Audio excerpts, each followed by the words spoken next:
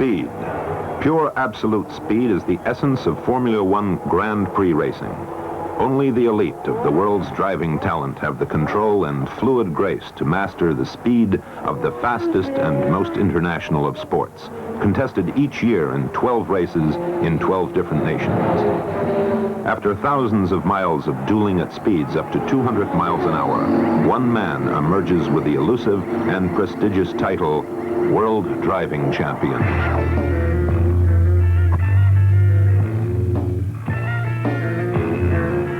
Scotland's Jacky Stewart is the reigning world champion, and his opening win at the Argentine Grand Prix gave notice it will take a superb driver and car to unseat him. Former champion Dennis Hulme of New Zealand followed with a victory at South Africa, and the title is still wide open as the cars tune up for the Spanish Grand Prix here at Jarama. 25 cars will qualify for the twisting 190-mile test, and competing are teams from Ferrari, Marlboro BRM, Matra, JPS Lotus, and Tyrrell Ford.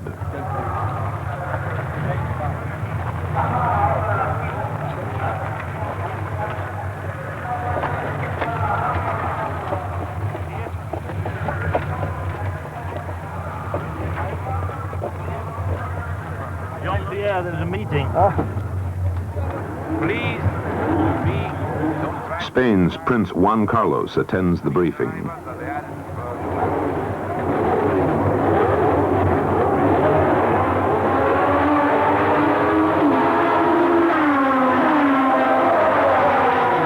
Stewart and Hulme are joined in the front rows of the starting grid by Belgium's Jacky Ickx and Emerson Fittipaldi of Brazil, and the four drivers battle for the lead in the early laps. But at the halfway point, Fittipaldi takes over the pace and holds it. Fittipaldi hurtles through the serpentine course at an average speed of 150 kilometers per hour to take the checkered flag, a kiss from his wife, and a tie for the championship lead. The streets of Monaco, normally clogged with tourists and sunseekers, becomes the actual racetrack in the oldest and one of the most difficult Grand Prix. Drivers must negotiate their brutally powerful machines through narrow cobblestone lanes first laid out for the original horsepower.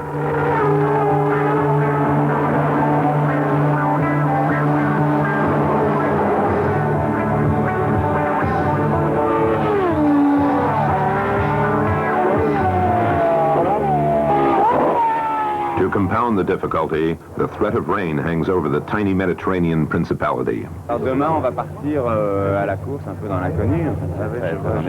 Je pense que la chicane, elle est bien, parce qu'avant tout, il faut qu'elle soit sûre, elle est pas mal, quoi. Mais ce qui ne va pas, c'est l'entrée des stands. Ah oui? Oui, elle est plus lente, mais d'un autre côté, plus on la fait rapide, plus c'est dangereux. Et une chicane, c'est quelque chose qui est difficile de faire rapide si on n'a pas de place autour. Yeah, I saw a couple of cars here with sparks coming off them. Peter, if you want to stay, first drive Formula B team. Well, I'm feeling a chill run through my bones, and it's clouding up overhead and looking like rain. Well, I don't know, it depends on the weather, I guess. If it rains, I don't think I'll bother to go out. Punkt is je veel weiter drüben. Drüben ist ja Spotty, drüben ist ja die Ja, dann müsste das Problem beim 5. und dann beim 3. Better try rain tire also if it's like that, just to see what will be tomorrow if it's raining in any case. Sure. Pretty good in the rain? Absolutely hopeless. I'm the best crasher there is in the rain. Yeah. Some of these guys, they tell me pray for it. Yeah. I don't know. Some of these so-called rain masters.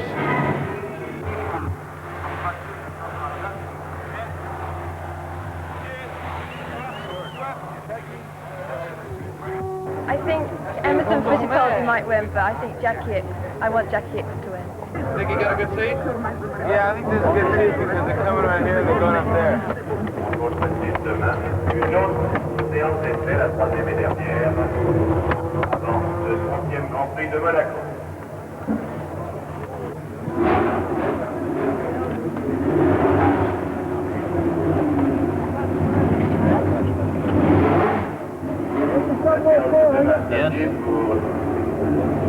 Allô, communiqué de la direction de la course à messieurs les pilotes de Formule 1. Monsieur Dodge, directeur des épreuves, tiendra un briefing pour les pilotes. And the rains came.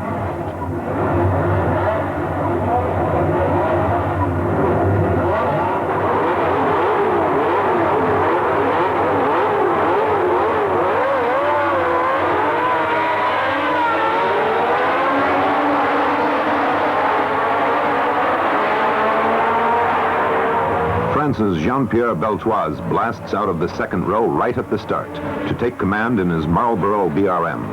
Beltoise slaps the other drivers in the windshield with a rooster tail of water from the rain-slicked roadway. The race is being run in a downpour that, mixed with spilled oil, makes the track surface respond like glazed ice.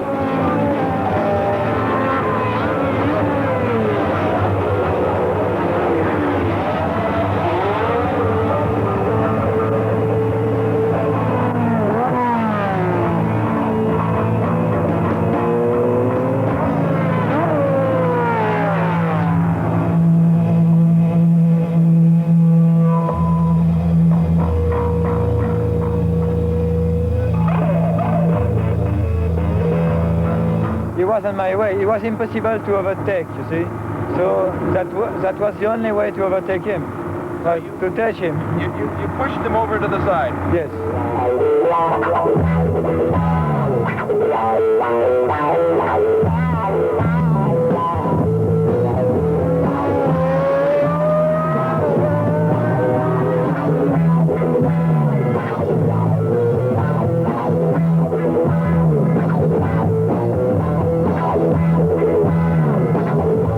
The slick surface causes spinouts, including Beltoise, but the French driver maintains control and first place.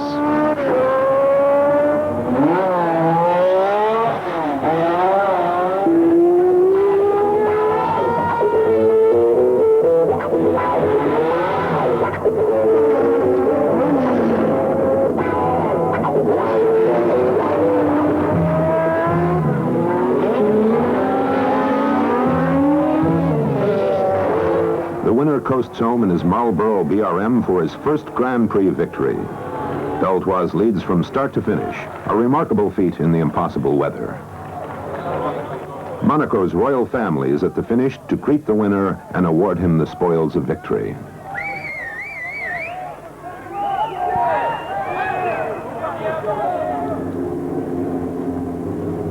The driving championship opens up as Stewart is sidelined with a month's enforced rest, and Fittipaldi wins the Belgium Grand Prix in his absence. The Brazilian's wide lead does not deter the champion, who returns to competition determined to close the gap. You ready to go on this one? Yeah, I think so. I don't know yet. I'll know better on Sunday night, but I really have never felt so well. 10 years I've never had 4 weeks rest before, and everything seems to be lying quiet. As long as the opposition respect my medical condition and go slowly, I'll be all right.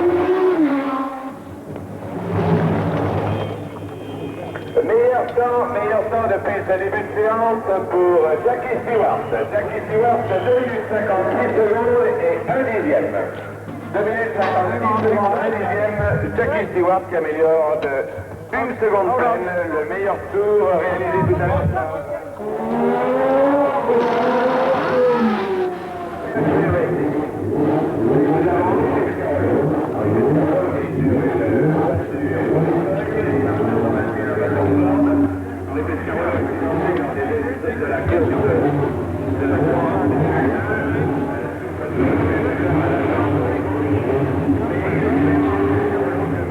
The racers describe handling difficulties with their machines to the experts.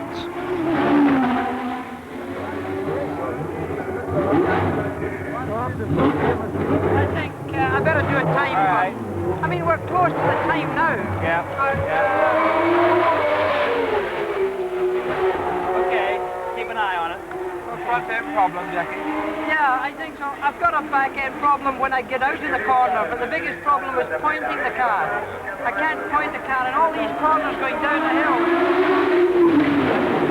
The car's gliding over the road rather than biting into it. About 4 seconds off the flash over here.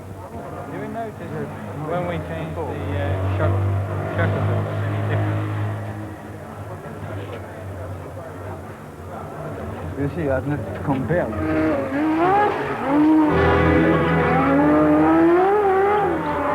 The mountainous Clermont circuit has some surprises, but mostly for Francois Sever, who recorded the fastest lap in the opening trials, but then made short work of his new car.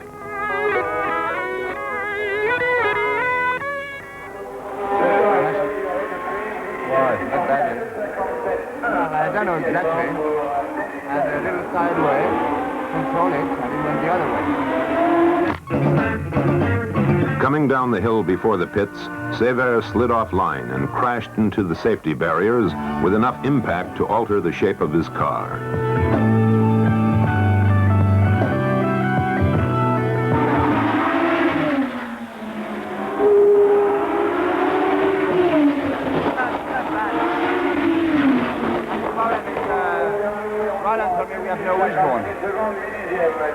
One wishbone is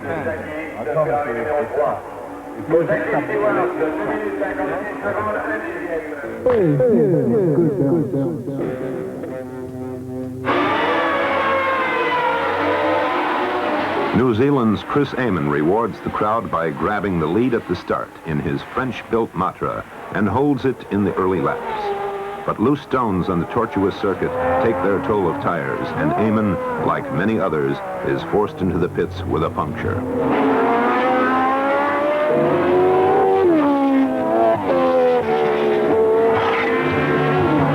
And Stewart confirms his perfect health by winning the French Grand Prix.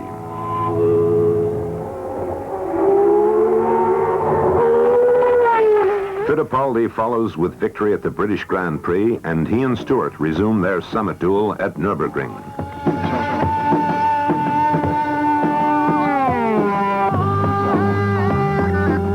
Fittipaldi and Stewart spare no speed in their battle, flying around the track and sometimes right off it.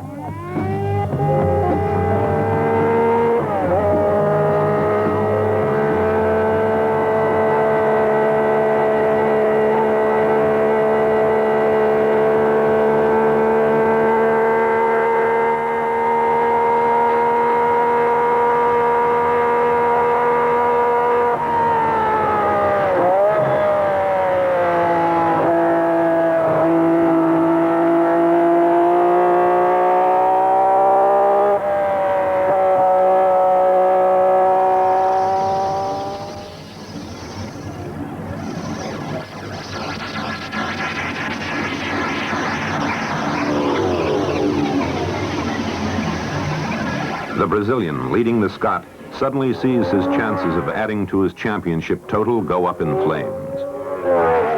Beltoise isn't having much luck either, as he is waved into the Marlboro BRM pits after his battery is torn out of the car. Precious time is lost restarting, and his chance of a high finish evaporate.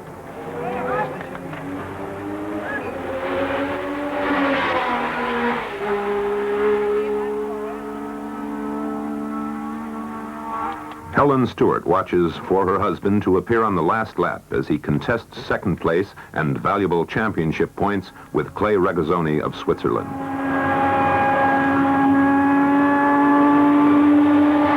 The two cars charge through the final lap in tandem, the champion trying vainly to pass. There doesn't seem to be enough room. And there isn't.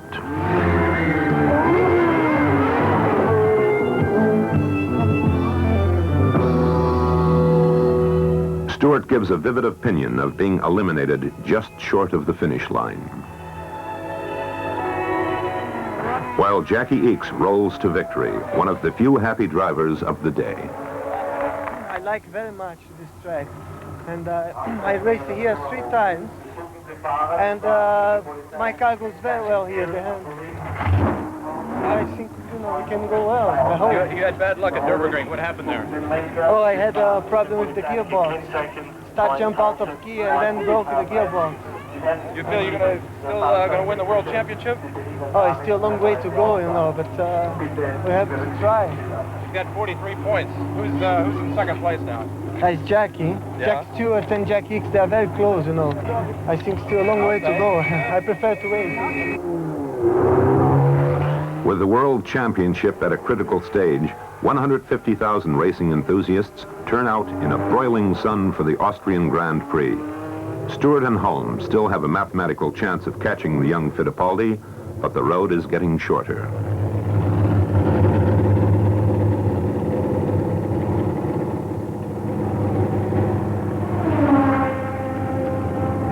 The speed freaks soak up the sun, the color, the cars, and the drivers.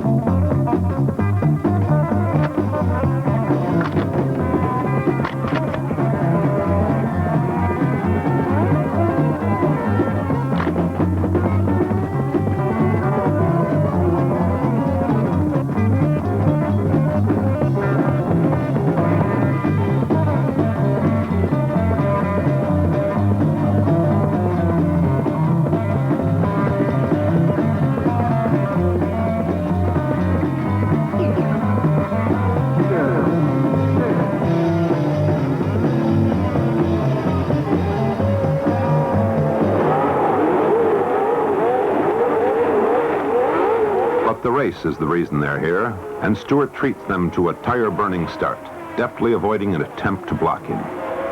The pace is as hot as the weather, with the leaders circling the twisting course at average speeds of over 130 miles an hour.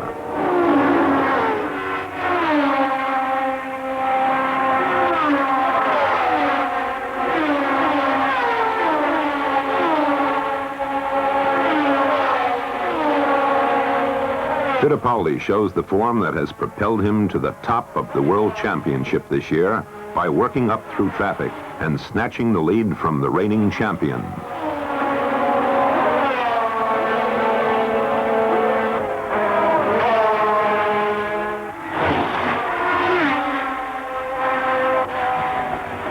The day belongs to Emerson Fittipaldi, gathering in his 4th Grand Prix of the year.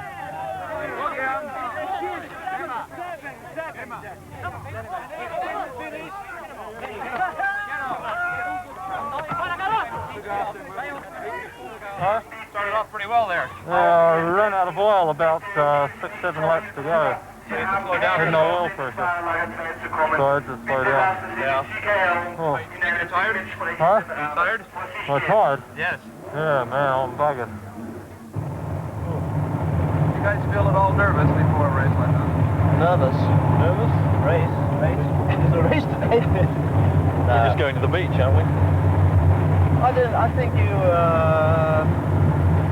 do feel nervous, but not any more so than, you know, you get used to it. I think every week you're doing it. You're not so much nervous as trying to work out what you're going to do, what you're not going to do. And I think you've got too many things to think of to be nervous. You get nervous when it's all sorted out and you've got the car as good as you can get it. And then just before the race, you know, 10 minutes before you get nervous. But I think otherwise you've got, like today, we've got too many things to Think about it. Oh, I have anyway. Is this illegal doing this side of the line? Oh, I better go in then. Yeah. Do you think we ought to change it? Well, no. Before you do anything, most of them prefer the ZW. You've got plus set, your Zellwing tire. Sorry? You've got the stiff front, like The you had Zellwing at Zellwing. Now, before you do anything else, would you like to eliminate the front? Try the soft one. Okay. Yes. Right, can we whip change these fronts?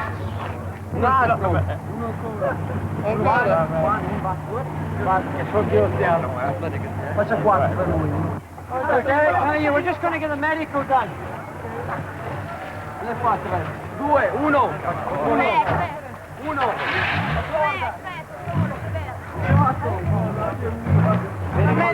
Yeah, but look, there's a queue there, but all right, man. I've got to go and start the line, so I'll go in here. Yeah, I've got yours here.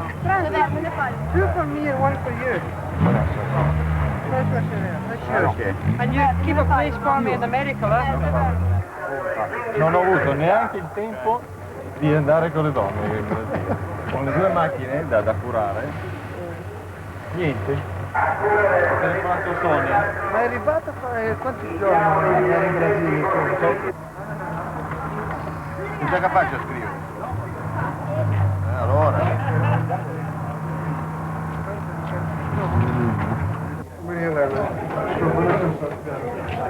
E agora vai mudar? Sabe quanto está chegando hoje? Aqui eu falei assim, menos. Estou chegando a 10 e 3. Então,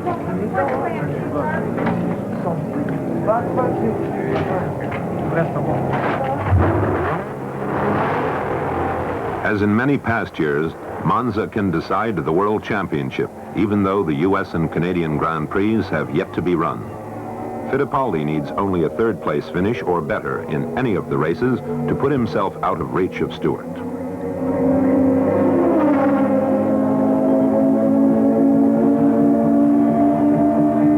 For Stewart, the Italian Grand Prix is the last chance. It is all or nothing.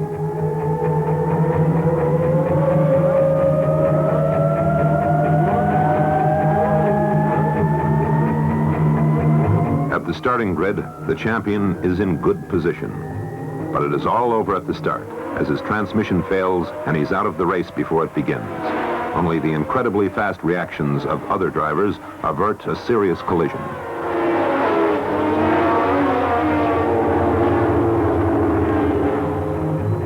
For a dejected Jacky Stewart, 1972's championship hopes are over. He overcame ill health, accidents, and breakdowns to mount a superb defense of his title. He will go on to win the U.S. and Canadian races, making him a man to respect in 1973. On the track, Fittipaldi has not completed his triumph. Ickx holds the lead.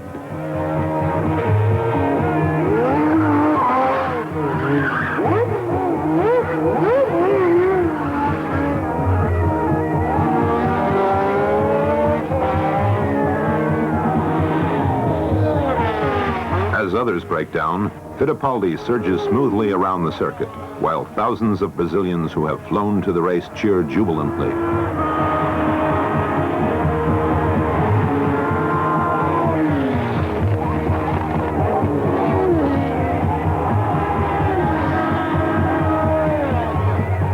Only 9 laps from the end, Ickx is forced to retire, and Fittipaldi flows into the lead with a clear path to win the World Championship in the most convincing style.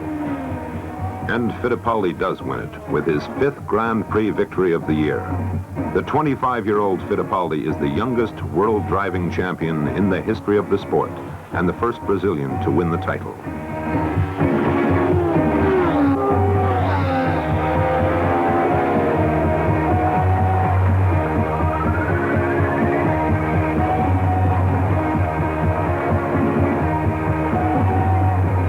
But above all, the delirious speed freaks have a new hero, and Fittipaldi is mobbed at the end of the race by armies of them.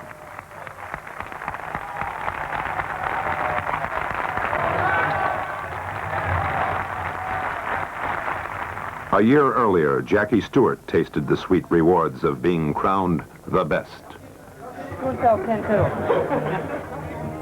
Now, Emerson Fittipaldi owns that euphoric moment. And he knows to earn it, he had to beat the best of the best.